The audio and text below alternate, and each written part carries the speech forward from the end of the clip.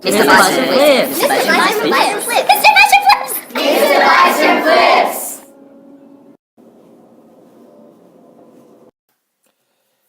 This video explores Act 3, Scene 1 of Measure for Measure.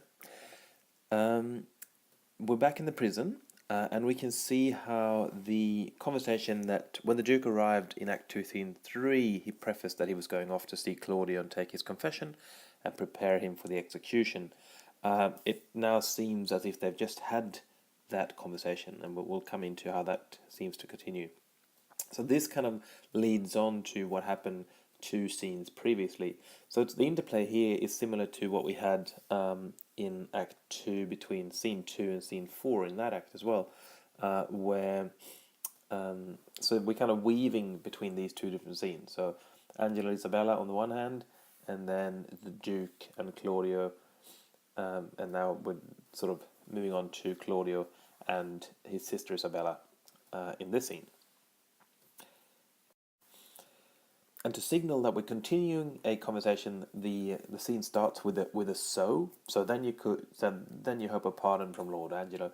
So the Duke is indicating that obviously the conversation is continuing from when they came off stage. The Claudia then replies that I hope to live, but I'm prepared to die.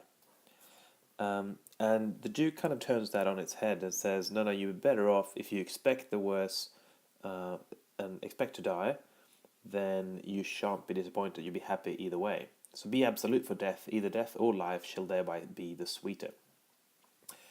And then he essentially sets up this conversation between Claudio and life, so personified life that he will converse with about how useless life really is and why death would be a preferable option. So he goes on to make all these statements to life about what life isn't, essentially. If I do lose thee, I do lose a thing that none but fools would keep. A breath thou art, so I'll tell the sky blue influences that you can easily dissolve in the wind. Thou art death's fool, so death is much more dominant than you are. Thou art not noble, thou art by no means valiant, because you fearful of many things. Amongst some, you're fearful of the tender fork of a poor worm, i.e. a snake's tongue. People are afraid of getting killed by snakes. Thy best of rest is sleep, and thou oft provokest, yet grossly fearest thy death, which is no more. Which is no more, which is kind of ironic, or at least the reason this is brought up when speaking to life is that if you're craving sleep, then why are you afraid of extended sleep? Makes no sense in the Duke's opinion. Thou art not thyself, for thou exists as many on many 1,000 grains that issue out of dust. So it's that sense of who are we but a collection of dust. And we kind of have that from the funeral ceremony with dust to dust and ashes to ashes. We'll also see that next year in Hamlet, where Hamlet describes man as a quintessence of dust. So Shakespeare kind of likes this image of man being made up of just grains. You're not happy. You don't have what you have. Sorry, let's rephrase that. What you don't have, you're still striving to get, and what you do have, you forget that you have. So what's the whole? You're struggling to achieve things, but you're not appreciating the things once you achieve them. You're not constant because your complexion changes like the moon. And if you're rich, then you're really poor because, like a donkey, you're carrying gold bars through your life, but when you get to the end of it, you're not going to be able to take anything with you anyway. So you are merely transporting these riches through life. You don't have youth, you don't have age, you don't have heat, affection, limb, or beauty to make riches pleasant. So what's left in life to bear that name? Yet in this life lie hid more 1,000 death, yet death we fear.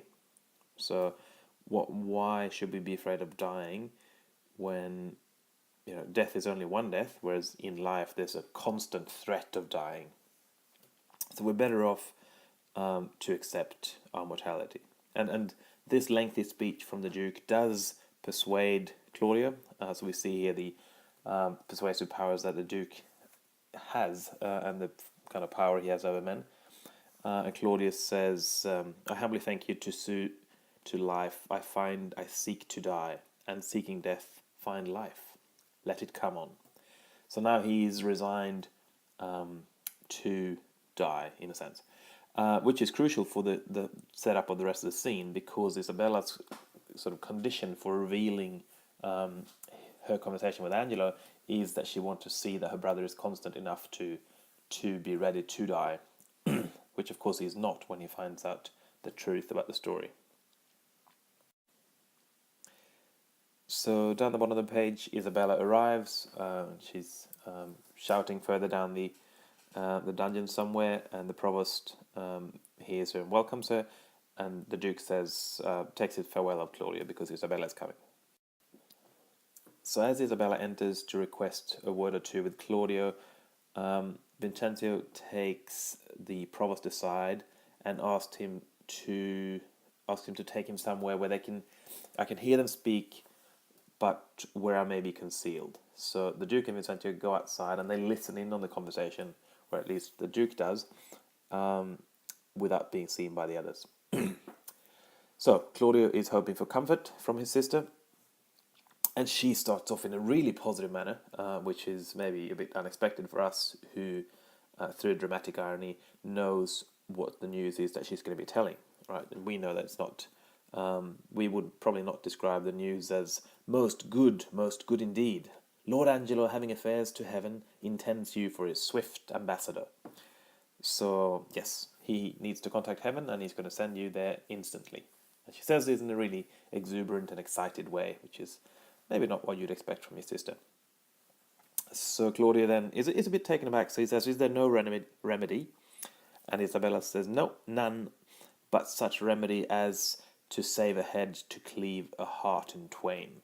So you're going to have to destroy my heart, my soul, in order to survive. But Claudio latches on to this glimmer of hope. So is there any? Yes, there is some, but it will fetter you until death, perpetually, and you will not be able to undo this pledge, which will doom you forever. But he still wants to know the point. What is the point? But Isabella is not, and this is where the point from the input of the Duke previously becomes important, because Isabella is saying, I do fear thee, Claudio, and I quake lest thou fairer life shouldst entertain, and 6 or 7 winters more respect than a perpetual honour. Darest thou die? So it's, if he's not ready to die, she's not going to tell him the whole story here. And she continues that thought, and that death is really mainly apprehension. It's mainly about our imagination and what we picture it to be. In fact, it's as terrifying for the poor beetle to die as it is for when a giant dies. So that sense of death is it's not. We don't think it's a big deal when we step on a bug. So where should it be a big deal if we die ourselves? So Claudio embraces this literally. He says, if I must die, I will encounter darkness as a bride and hug it in mine arms. And this excites Isabella immensely. There spake my brother, there my father's grave did utter forth a voice. So she can clearly hear the voice of her brave father in Claudius' speech, something that she will take back later on in the speech.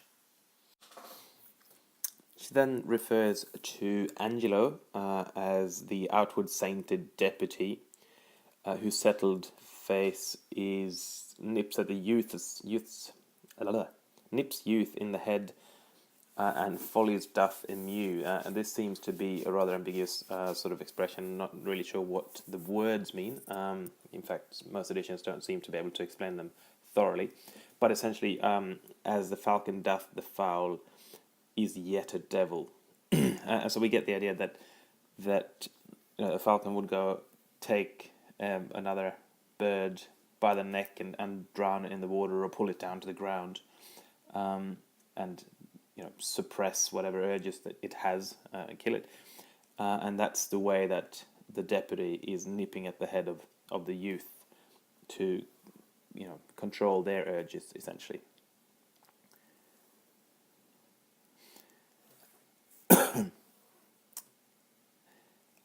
And then finally she gets to the point further down here, where she says, if I would yield him my virginity, thou mightst be freed. Oh, heavens, it cannot be. So Claudia clearly responds the way that Isabella hoped and expected, in absolute horror. And this exchange remains for some time at least. She develops this idea a bit further. This night is the time that I should do what I abhor to name, or else thou diest tomorrow. And Claudia says, no, you shan't do that. Of course not. Oh, if it were about my life, I'd throw it down for your deliverance as frankly as a pin. So she'd be happy to throw down her life and be killed for his sake, but she's not going to give up her eternal soul to sin. And he thanks her greatly for being ready to sacrifice her life. So then she, again, rather bluntly, rather matter-of-factly, sounds quite cruel. She says, be ready, Claudio, for your death tomorrow. But then he starts thinking. So in this next exchange, we can see that he's starting to say, sure, it is no sin, or of the deadly seven, it is the least. So he's starting to say that this is actually maybe not that big a deal. Which is the least? Well, if it were damnable, he being so wise, why would he, for the momentary trick, be totally fined? Right, so why would he take the risk, essentially, to do this? And then we can see how he's changed his mind now, because he's exclaiming to her, oh, Isabel,